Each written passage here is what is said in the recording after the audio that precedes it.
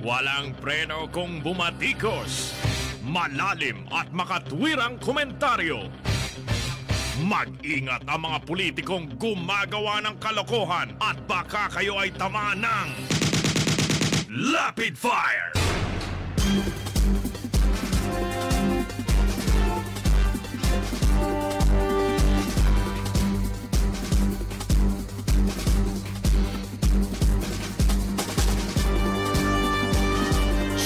Percy Lapid, bumabanat.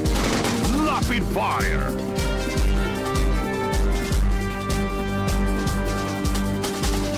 Magpapatuloy tayo mga kaibigan sa mga nanonood sa atin ngayon. Meron po tayo ditong pink LED light sa ating gilid dito sa bandang kuha natin. Kaliwa ko, kanan ninyo. Di ba?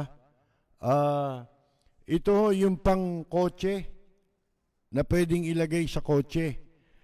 Yung una nung isang linggo, nakita ninyo, yung mas malaki dito, yun po'y para sa mga pasad ng bahay. Ito ay gawa ni Engineer Roland Cruz, mga kaibigan. At yung mga nais po, hanggang ngayon ay nagtatanong sa atin kung saan at paano makakabili ito pong ilaw na ito. Pwede rin ito sa pintuan ng bahay. Pero ito ngayon, yan, pang bahay po yan. Pero may isang, yung isa nakapareho din itong size, kapareho din ang laki, ay yung saksakan naman niya para sa lighter ng kotse. Doon pwedeng isaksak.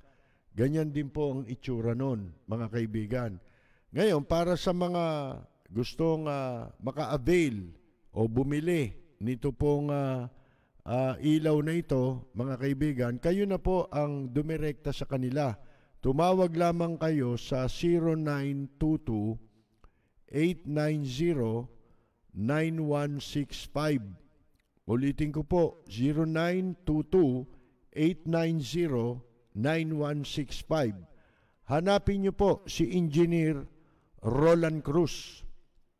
O kaya dun sa address naman nila ay sa 1430-A Oroquieta Street, Santa Cruz, Manila. Hindi ko lang alam kung saan malapit sa Oroquieta ito kasi natira kami dyan sa Oroquieta nung araw nung kami nasunugan sa Baclaran. Diyan kami nakakita ng maliit na tinuluyan. Diyan sa Oroquieta. Ito hindi ko malaman. Yung tinira namin doon sa kanto malapit sa kanto ng San Lazaro. Nasa pagitan kami ng San Lazaro at ng Kirikada. Yan. Hindi ko lang alam kung saan sa Oroquieta ito.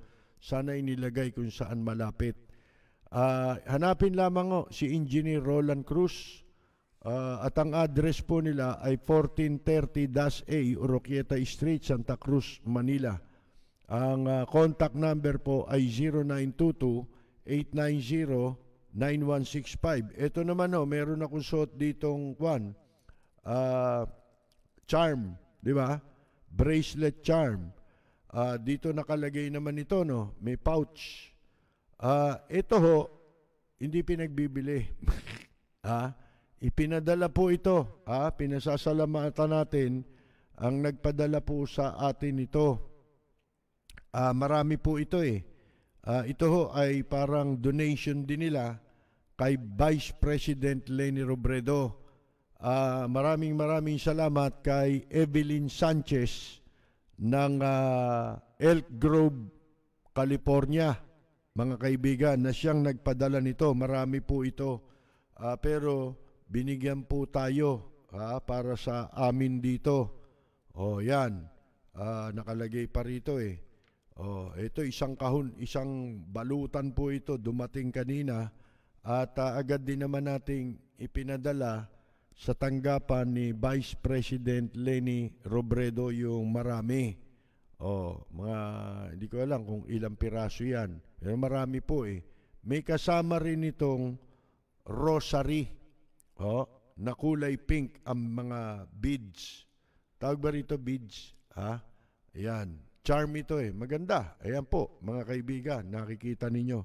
Maraming salamat muli kay Evelyn Sanchez sa ipinadala niyang ito at sa tanggapan, para sa tanggapan po ni Vice President Leni Robredo.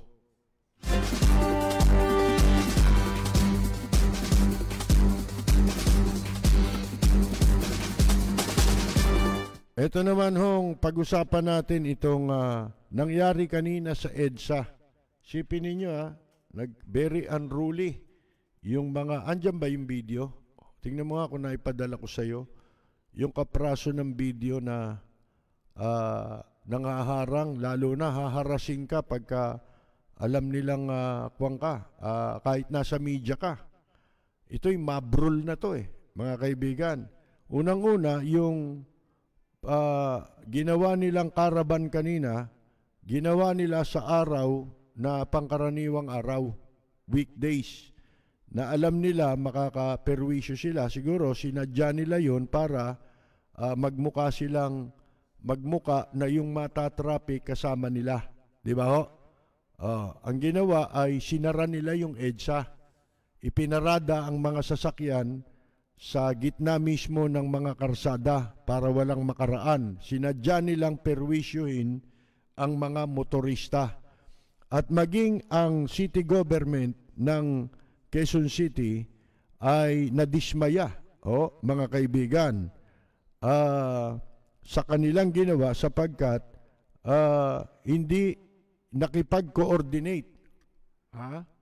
Hindi nakipag-tulungan nitong mga ito para sa gagawin nilang motorcade kanina. Mga kaibigan, ang sabi ng city government ng Quezon City, nagkaroon sila ng meeting sa mga organizer nung Lunes, kung saan ang mga authorities ay tiniyak na magde-deploy sila ng mga 1,000 personnel mula sa Department of Public Order and Safety, Disaster Risk Reduction and Management Office, Task Force Disiplina, at Bureau of Fire Protection. At nangako rin ang city government ng 4 na ambulansya kung saan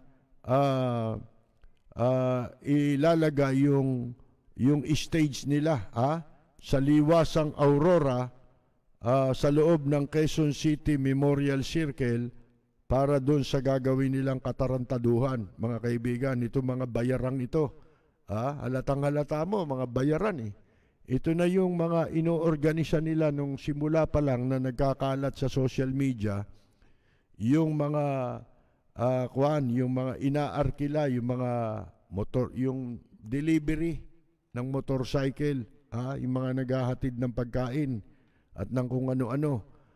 Subalit, sabi ng Quezon City government, sa kanilang pahayag, ikinalungkot ng lokal na pamahalaan na tila nagbago ng isip ang organizer ng motorcade at tumangging makipag-coordinate sa lokal na pamahalaan. Yun. Ano ibig sabihin nun?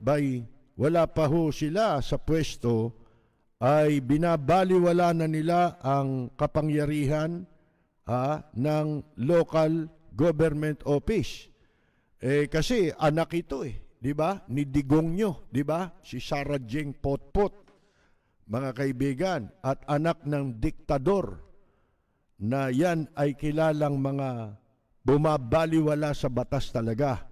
Ang sabi tumangging makipag-coordinate, binaliwala na ang city government. Ito daw motorcade ni na Narcos at ni Sara Jeng Potpot ay nagsimula sa Commonwealth Avenue at inaasahan nila na magtatapos sa Welcome Rotonda. Ayon dun sa Quezon City Chief Attorney na si Nino Casimiro, yung kawalan ng koordinasyon ang nagbunsod sa matinding pagsikip ng trapiko sa mga major highway. Ayan. It contributed because, yun nga po, if we had a very important information kung saan po yung kanilang route, yung expected time po, yung approximate number of participants, mas madali po nating matutugunan yung traffic. Siguro naisip nila, teka, bakit ba tayo makikipag-coordinate pa diyan sa mga sa local officials na yan? Gayong ang gawin natin ay perwisyuhin natin yung traffic para pag na-traffic yung mga sasakyan, magmumukhang kasama natin lahat yung mga nandoon. Hindi ba?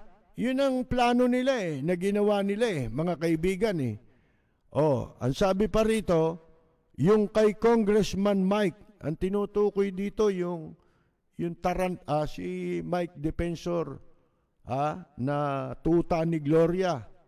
Ako, I would say it's a very political reason. Yan. Tapos yung itong sa pangalawang grupo po, in general naman po, yung kanilang pananaw po ay hindi daw po kaya or inadequate daw po sa tingin nila yung kapasidad ng Quezon City government to help them. Isipin mo, minaliit yung gagawin ng Quezon City government. Tutulong na nga sa kanila. Isipin mo yan, di ba? Ang mga activities ni Vice President Leni Robredo, hindi itinataon ng araw na na pangkaraniwang araw. At kung itaon man, napaka-orderly, maayos, mga kaibigan, yung mga motorcade. Di ba? Nasa gilid yung mga sasakyan. Minsan nga, ang ginagawa nila ay, halimbawa, dadating si Vice President Leni Robredo, hindi na umuusad yung motorcade. Nakaparking na lang sa pinakagilid ng karsada. At inaabangan na lang ang pagdaan ni Vice President Leni Robredo. At kapag wala naman siya, ay kusang pagsasagawa ng motorcade, napakaayos din ng motorcade. Wala tayong nabalita na nag-cause ng problema sa trapiko o nagdulot ng problema sa trapiko, mga kaibigan. Yan po ang malaking kaibahan. Kaya ang basa po natin dito, taga sinadya nila yun. Na wag makipag-coordinate. Para ang mangyari ay matraffic yung mga tao. Tingnan ninyo, yung baliwala sa kanila na mamerwisyo ng mga mamamayan, mga kaibigan, lalo na mga motorista. At kung matatandaan din ninyo, nung unang motorcade para kay Vice President Leni Robredo, na dito, di ba, sa pagkatapos yata nung pagpapile niya ng Certificate of Candidacy, kung di ako nagkakamali, ipinagbawal ng MMDA na makapagsagawa ng motorcade ang mga supporter ni Vice President Leni Robredo sapagkat gagamitin daw ng mga supporter ni Sara Jeng Potpot. Isipin ninyo yan, ba't sila na ba may-ari nitong Pilipinas? Hindi pinayagan itong sip-sip buto na si Benhar Abalos. Itong mag-aamang ito, talagang, sip-sip ito basta na bigyan ng pwesto Lintik ang pagdila nito sa tumbong Yan si Benhar, tsaka yung tatay niyan, mga kaibigan. Ngayon, ipinagbawal nila, kaya ang ginamit lang ng mga ruta ay yung mga yung mga maliliit na karsada, hindi yung major thoroughfares katulad ng Ross Boulevard at ng EDSA, mga kaibigan. Pero laging successful ang mga tinatawag na caravan ng mga supporters ni Vice President Leni Robredo. Pero sila ho, ayan, nakita ninyo. At hindi lang yan, hindi ba? Nasan ngayon? Ito si Benhar Abalos. Mukhang nagtago agad eh.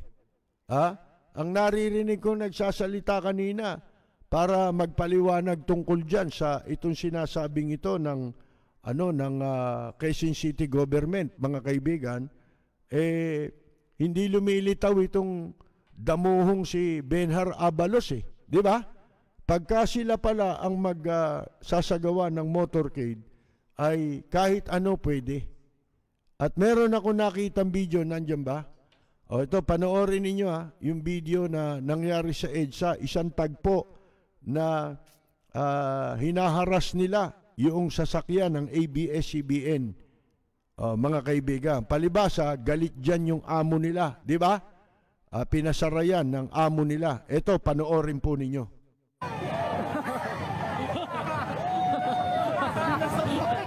Ano yung kalaban?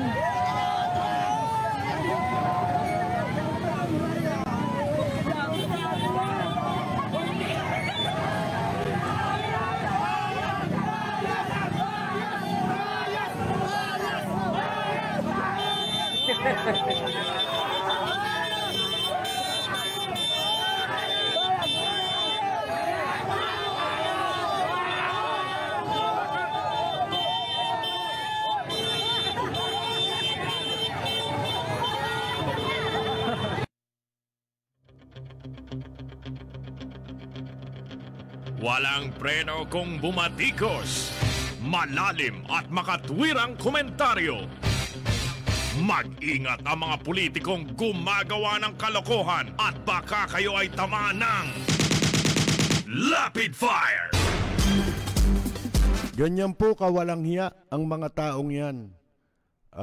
Yan ang isang bagay na dapat ma-restore dito sa Pilipinas, yung kaayusan. Ang paniwala nitong mga taong ito, dahil nakaupo yung kanilang ikinakampanya, ay wala ng batas, mga kaibigan. Kahit ano ay magagawa na nila. Kaya ito ang dahilan kung bakit dapat ay manalo si Vice President Leni Robredo bilang susunod na presidente ng Pilipinas para matapos na yung katarantaduhang yan, mga kaibigan, nitong mga bayarang ito.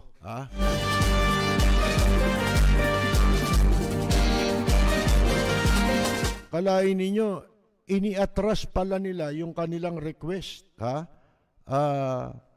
Itutuloy ng lokal na pamahalaan na magbigay ng suporta bagamat limitado. Sabi sa kabila ng biglang pag-atras ng kanilang request, sila pa nag-atras eh. Imbes na yung Quezon City government ang tumanggi. Sila pa ang tumanggi na makipag-cooperate.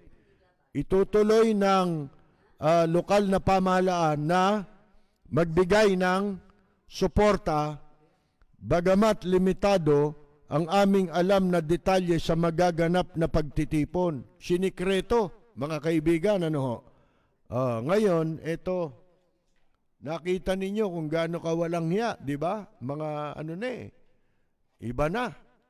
Iba na ang mga inaasta, hindi ba? Kasi alam nilang tagilid sila, mga kaibigan. Alin yan? Galing ako sa rally dati ng mga loyalist, sa panahon ni Presidente Cory Aquino.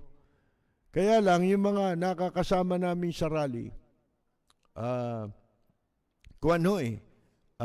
daling buwagin. Yun ang kaibahan. Nasaksihan ko rin ang mga rally sa panahon ni Marcos, mga kaibigan, nung bago mag-EDSA. Wala pang snap election. Yung mga rally, pinangungunahan nila Don Chino Roses, Chupisto Gingona, Butch Aquino, at kung sino-sino pang mga personality, mga kaibigan. Si Don Chino, matanda na yun, di ba? Pagka nag-rally sila dyan sa Mindiola, may mga litrato pang available yan sa internet. Makikita ninyo, binobomba ng tubig, pero hindi sila natitinag dun sa rally. Bakit? Yun ang dalawang pagkakaiba. Kapag bayaran, madaling buwagin. Pag hindi bayaran, maninindigan. Yun ang pagkakaiba na hindi alam nitong mga buhong na ito. At saka ang nilalabanan nun, diktador. Ito hindi. Ang ipinakikipaglaban ng mga ito, diktador. Ngayon, may pinagmamalakihan niya, Solid North daw. Anong Solid North? Solid North ng mga bugok. Kailan nagkaroon ng totoong Solid North? Alam niyo yan, alamat yan. Walang totoong Solid North. Urban legend yan. Nung panahon ni Marcos, siyempre, paano hindi magiging Solid North yung mga politiko, tuta lahat ni Marcos. Di ba? Umpisahan mo kay na Enrile. Mga kaibigan. Hindi lang Solid North, pati Central Luzon. Mga kaibigan. Pati Metro Manila. Puro tuta yan ni Marcos. Ngayon, nung nawala si Marcos, Cory na. Nasan yung Solid North? Ang katunayan, nung eleksyon na yun, umamin pa nga si Enrile. Dinayaan niya namin. Di hindi Solid North. Di ba? Paano naging Solid North yan? Pagkatapos ng EDSA, umamin si Enrile. Inutusan siya ni Marcos, mandaya Solid North ba yun? Pag sinabi mo solid, boboto lahat yun. Di ba? Tulad si Isko, matakbo. Sa Maynila lang, matatalo yan taga nyo sa bato, mga kaibigan. Ngayon, ano tawag dito? Nung panahon naman na ang naupo na si Fidel Ramos, si Presidente Ramos, di ba? Doon binuhay muli yung alamat, yung urban legend, sa salita lang yun. Sino bumuhay niyan? Si Joe de Venecia, para siya maging speaker. Di ba? Yan ang ano niyan binuhay niya yung Solid North anya. Sa Kamara para makuha niya yung boto ng mga ng mga ano tawag dito, ng mga taga-norte. Di ba? Kasi taga-norte si de Venecia, Pangasinan yan mga kaibigan. Tapos nung maging speaker na siya, inalis na niya yung Solid North. Ano ipinalit niya? Rainbow Coalition. Tinawag naman niya Rainbow Coalition. Kasi in preparation sa kanyang pagtakbo bilang presidente. Ba't natalo siya? Di ba? Talo si de Venecia. Marder mga kaibigan Nawala yung Solid North na sinasabi niya. Bakit yung Solid North hindi rin nila nagamit kay Pinoy? Hindi ba? Hindi rin nila nagamit yun kay FPJ. Taga-saan ba si FPJ? Pangasinan yun. Si FPJ ay taga-Pangasinan, mga kaibigan. Ba't hindi umubra yung Solid North? Di ba talo? Kaya huwag kayong magpapapaniwala. Urban legend yun. Ano lang yun? Sabi-sabi lang nila yun. Tawag lang ng mga politiko yun na nang uuto. Mga kaibigan, yan ang totoo niyan. Walang Solid North. Tandaan ninyo yan. Yung mga nagsasabi ng Solid North nung araw, nangamatay na asa na yun, mga politiko? Wala yun. Nagsimula lang yung Solid North na yan sa panahon ni Marcos dahil si Marcos ay Ilocano. At saka pangalawa, hindi solid yun talaga dahil sa Ilocano si Marcos. Hindi. Naging solid yun dahil takot sila kay Marcos. Dahil sila ay mga tuta ni Marcos.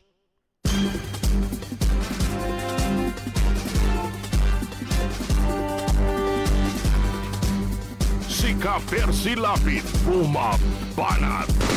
Lapid Fire! Anyway, matagal pang eleksyon. Huwag kayong mababahala, mga kaibigan. Tandaan ninyo yan. Uulitin ko sa inyo yan. hindi po dapat mabahala ang sino man sa mga solid north na yan. Hindi totoo yan. Si Villar nga nung tumakbo, di ba? Labang kay Pinoy. Lahat ng manipulasyong ginawa sa survey. Bayadan survey. Siguro 6 na buwan bago magsimula ang kampanya nagpagawa na siya, nagbayad na siya ng mga survey. O, gawa nyo na ako, i-compile, tatago yung survey. Nung magsimula kampanya, isa-isang nilalabas, nangunguna si Villar. Pag may ibang issue, lalabas na naman survey. Halos araw-araw, iba survey. Puro nangunguna si Villar biglang hindi inaasahang tatakbo si Pinoy di ba? Pagtakbo ni Pinoy, nangunguna pa rin si Villar. Nagpatakbo si Gloria, tuta ni Gloria yan si Villar. Pagkatapos, ang ginawa pa, pinatakbo maraming kandidato, kamukha ngayon. Kandidato si Lacson, kandidato sino pa? Si Isko, di ba? Si Manny Pacquiao, para kunyari, hindi sila magkakakampi. Bakit? Ano ang iniisip nila? Mathematics, mga kaibigan. Inaakala nila, maipapanalo nila ang isa sa mga kandidato nila sa pamamagitan ng maliit na boto. Maliit lang na boto ang magpaghahatian. Kung tawagin minority president maghahati-hati, di ba, katulad nung nangyari. Bagay, sa panahon din ng pagtakbo ni Ramos, ganun din marami ding tumakbong ibang kandidato, di ba? At pagkatapos ni Ramos, ganun din. Pero wala, ang mananalo talaga, yung mananalo. Yun talagang mananalo. Kahit anong gawin mo. Mga kaibigan, yun ay nakakala nila ang tsansa ng panalo ng isa sa mga kandidato nila dahil marami silang kandidato. Si Tumbong Marcos, di ba? Narcos. Kandidato nila. Si Lacson. Naniniwala ba kayo dyan? Ako kanina napakinggan ko yung speech Iniiwasan niyang banatan ng China sa ginagawang pananakop sa atin. Hindi raw nating kalaban. Ang kalaban daw ng mga Pinoy ay gutom, kawalan ng hanap buhay. Yan daw ang kalaban ng mga Pinoy. At yun daw, kalaban yan talaga ng mga Pilipino. At ang dahilan kung ba't naging kalaban ng mga Pilipino yan, dahil di sa inyo Di ba? Dahil sa mga politikong ayaw nang umalis Ito, isipin ninyo, simula nung isip yan si Bongbong Marcos, nasa kapangyarihan na sila. Di ba? Ayaw pa rin tumigil. Ang mga anak nakapwesto. Ano ba talaga balak nyo sa Pilipinas? Marami pala kayong pera, di bilhin nyo yung Pilipinas. Di ba? Bayaran nyo lahat ng tao rito. Yung tao hindi na magtatrabaho. Di ba? At meron silang panggastos hanggang sa habang buhay. Yan, bilhin ninyo. Di ba? Bakit dinadaan nyo sa eleksyon? Di ba? Marami pala kayong kwarta. At gusto pala ninyo guminhawa ang buhay ng mga Pilipino. Hindi totoo yan. Ang plano ninyo ay makapaglambiting kayo sa pwesto, makabalik kayo, para na sa ganon, yung mga nabawi na dinambong ni Marcos, makuha ninyo. Di ba? Mabawi din ninyo. Tapos, ibebenta ninyo ang Pilipinas sa China. Magiging puppet kayo ng China. Magpapagamit kayo sa China. Pwede bang hindi maging problema ng Pilipinas yung West Philippine Sea? Gusto nilang i-divert ni Lacson Ayan lang, nung tumakbo si Lacson,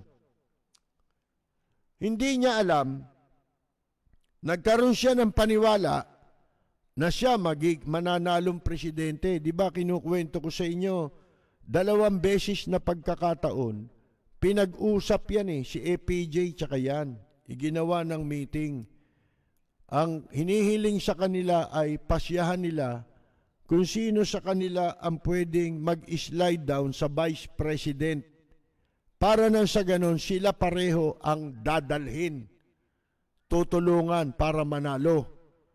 Mga kaibigan, ayaw ni Lacson 2 beses yun, mga kaibigan. So, ano nangyari? Talo. Pati si APJ natalo.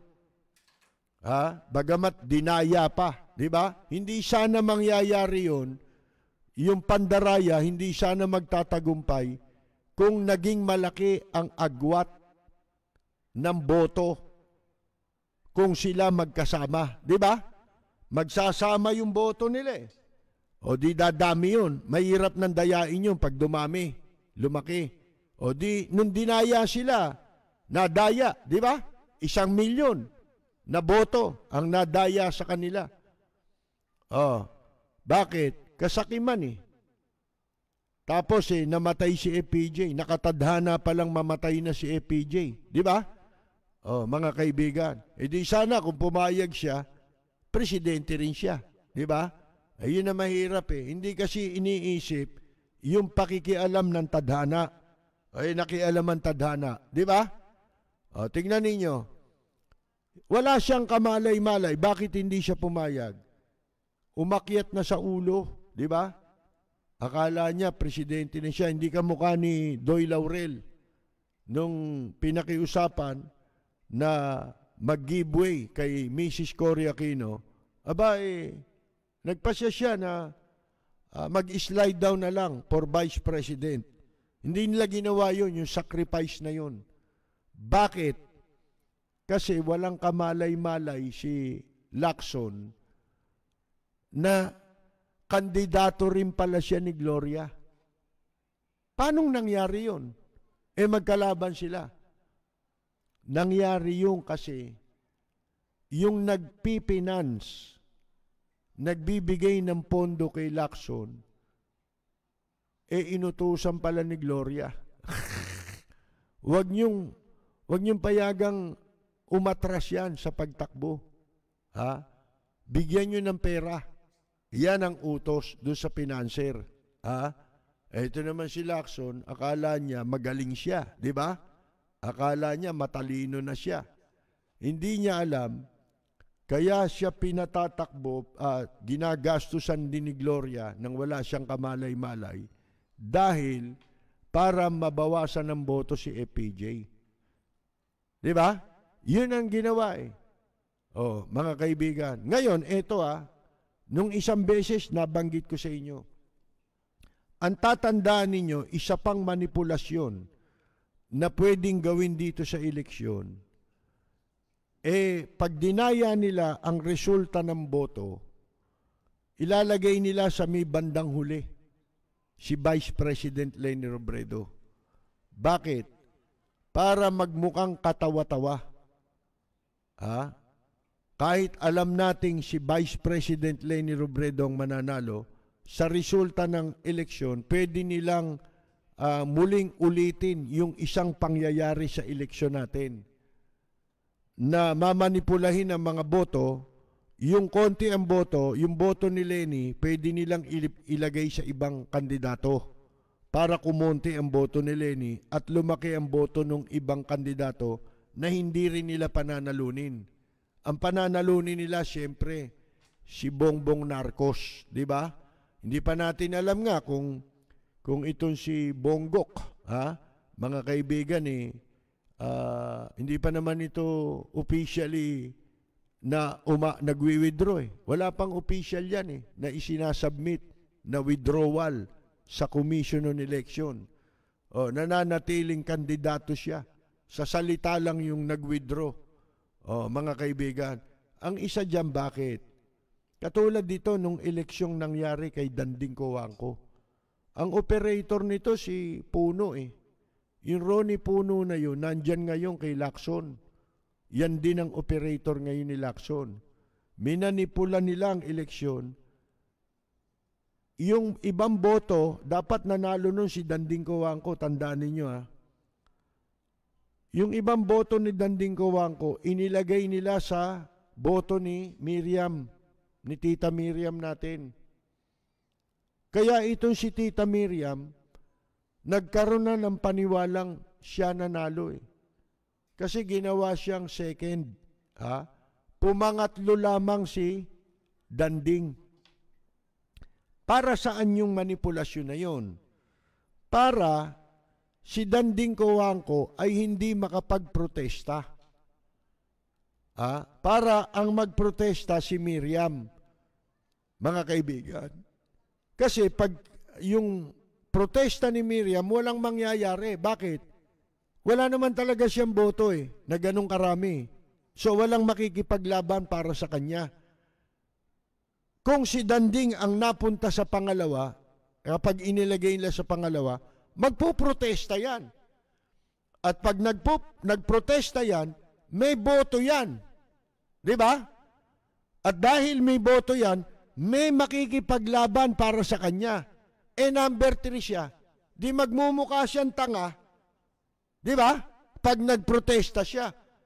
Ba't ka nagpuprotesta? Number 3 ka lang. Yun ang sasabihin doon. Di ba? Mga kaibigan. Kaya yan ang isa sa dapat nating bantayan na mukhang gusto nilang trabahuhin. Lalo na si Puno, nagtrabaho yan kay Gloria. Di ba? Alam nyo na. Ha? Si Weting. Ha?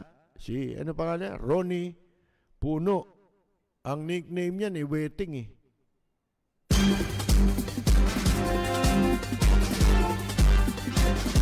Si Kapersi Lapid, bumabanat. Lapid Fire. Bueno mga kaibigan, kakapusin tayo ng oras kaya babati-bati muna tayo sa ating mga taga-subaybay ho. Wala tayo may birthday ngayon, bukas tayo babati ng birthday kasi naka-advance na yung magbe-birthday para sa Biyernes, bukas natin babatiin. Si Danny ng Cebu ay binabati po natin. Si Max Dakaya ng Caroline Springs, Victoria, Australia ay binabati din po natin. Si Bienvenido Cruz San Mateo ng Winnipeg, Canada.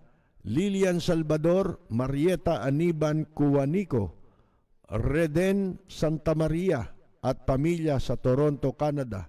Genesis Renante, Maria Fatima Ocampo, Team Lapid Fire for Lenny ng Israel. Si Francia Villanueva Torres, Tita Trins at Tita Evelyn ng Pasong Tamo, Quezon City. Rene at Del Avila, Leticia C., Julie at Edith Naboa ng British Columbia at si Roy at Nieves Yapana ng Daly City, California. Regina Saskatchewan ng Canada Saskatchewan, Canada. Ang veteran radio reporter Joey Rebate, June Ferrer at mga Pinoy na kababayan natin sa Macau. Lina Rose Navarro Howard, Mary Lynette Hierro Ramos ng California, Neria Soliman at Doc Tito Soliman ng Sydney, Australia, Anita Hapon, Raquel Del Rosario sa Dubai, si Hil Garcia ng LA, Veronico Corbera ng San Francisco, Boy Christie ng Las Vegas, Lamberto Pajardo ang Bilao ng New York, Hector Ponasier ng New York, Boji at Weni Hoya ng California, Divine Mitchell ng California rin po, Tess Coracho, Lawrence MN, si Dan Macalinaw, Cherry Ocampo Cruz, Greg Veluz Jr., Joel at Lourdes Baltasar Cruz. Ang mga katropa natin, Rosita DC, Carmela Torres Balcos, Carol Torres Brihiño, Eric Partosa ng Reno, Nevada, Noli Bibar, Susana de los Santos, Kaani Plormata Saludes, Kaenyang Mina, Ella Samson Albiar at ang mga veteran musician Yula Sotelo, June Gases ng bandang Abracadabra na sa Guam, Walden Kihanberry sa Guam din po at ang kanyang pamilya na pawang mga musician. Si Jorge Beichong ng Tokyo, Japan at si Buenos Dias Joel Diaz ng Italy ay atin pong binabati.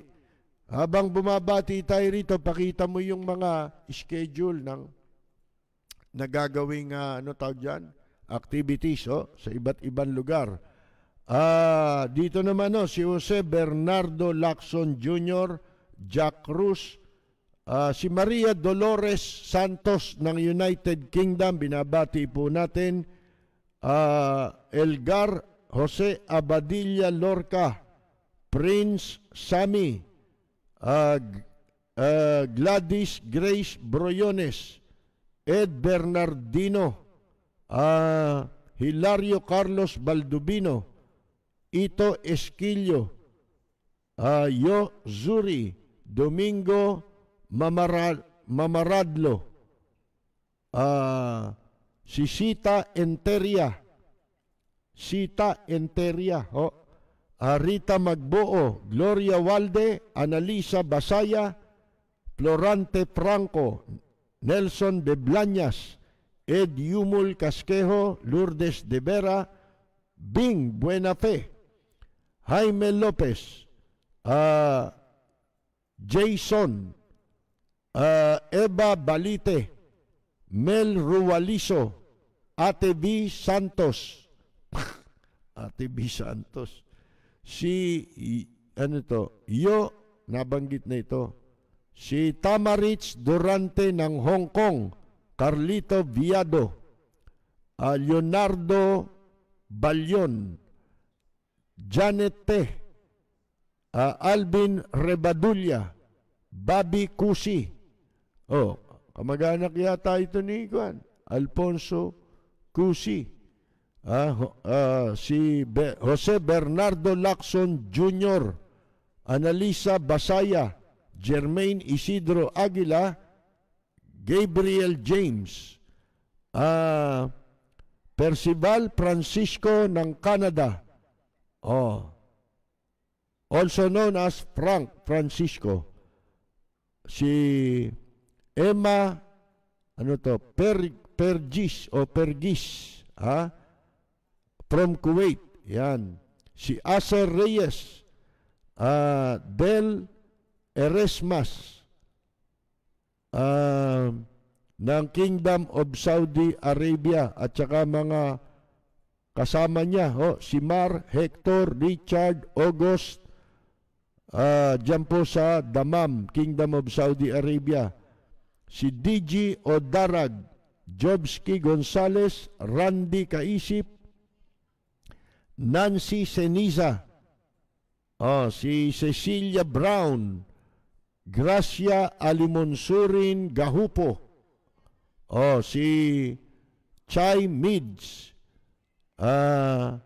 Benedict Tonggol, Isabelita San Jose Aquino, Sandy P. Diaz o Diez Sesdoiro, sino to? Flor de Lisa Ramirez, yon, Enrique Malig, si Maria Orsa, Andrew Bonifacio, Mamumun Sandrex Sandoval, Bing Buenafe, si Jerry Lim at si Oscar De Jesus ng Los Angeles, California, binabati rin natin, Efren Pabon, si Flor de Lisa Ramirez, Mase Aze, Herman Gumiran, Maribel De Vera, Orly Fernando, si Rose de Guzman Santos, nabati na natin, Eduardo M. Hambaro ng Quezon City, Teresita Aguinaldo, Nate Archibald Hisula, si David Garcia, si Ireneo Lagana, Maria Fatima Ocampo Luna, Noli Biscocho, Luis Pascual Sr., Evelyn Kadahig, at marami pang iba. Pasensya na po sa mga hindi natin nabati.